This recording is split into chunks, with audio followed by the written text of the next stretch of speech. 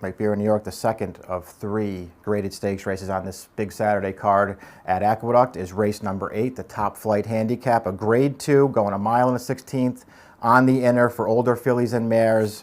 Not a very big field in here, and you know, once again, you're stuck in a position of having to deal with Todd Pletcher's Teen Pauline. She's number 2 in this race, and Teen Pauline comes into this Top Flight Handicap with back-to-back wins over the inner dirt going long, and both times in those last 2 races, she beat several of these horses. They never got anywhere near her either time, and she was just a controlling speed and never let them in.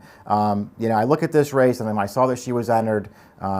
I'm just dying to find a spot to bet against Teen Pauline sometime here in the near future, because I do feel like she might be a little bit dressed up based on her last 2 races where they just couldn't keep up with her early. She controlled things all the way around. She had all the best of it, and that has never been more true than the ladies handicap last time, because not only was there no speed to go with her, but January 25th at Aqueduct, that was just a day where, you know, speed in the rail was absolutely deadly, and she got loose on the lead, rode the rail all the way around, won by 10 lengths.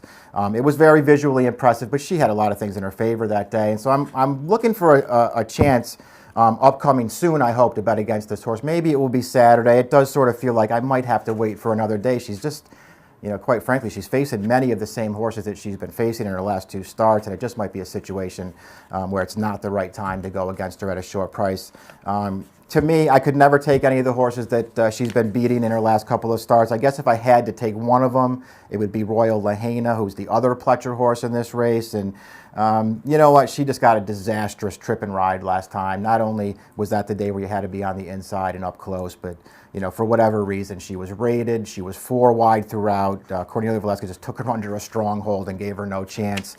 If I had to play against Teen Pauline with one of those horses, it would be her, although I'm not inclined to do it in this spot. And I will try and take a small shot against her with the number 4 in this race, Summer Applause, who's a very talented horse. I don't think she ever panned out to be as good as, you know, I certainly thought that she might turn out to be as she went along in her 3-year-old year. She laid off after the Kentucky Oaks in her 3-year-old year, and after that, we didn't see her for a while, and I wasn't, you know, so sure that she came back as a 4-year-old that much better, but she did sort of pick up her game towards the end of the year last year, so I'm going to try and maybe beat Teen Pauline with Summer Applause, who does have enough tactical speed, I hope, to stay close anyway, and maybe you'll get that Mott horse Flores Island to apply some early pressure to Teen Pauline. Summer Applause is off a laugh here. We haven't seen her since the Breeders' Cup, where she ran an okay 4th in the Breeders' Cup Filly Mare Sprint. They turned her back that day. They stretch her back out in distance here. Trainer Chad Brown, as we'll see from this formulator stat, has very, very good numbers off of layoffs, just like this one. Over the past 5 years, we're talking about 120 to 180 day layoffs, so about that 4 to 6 month range with his horses.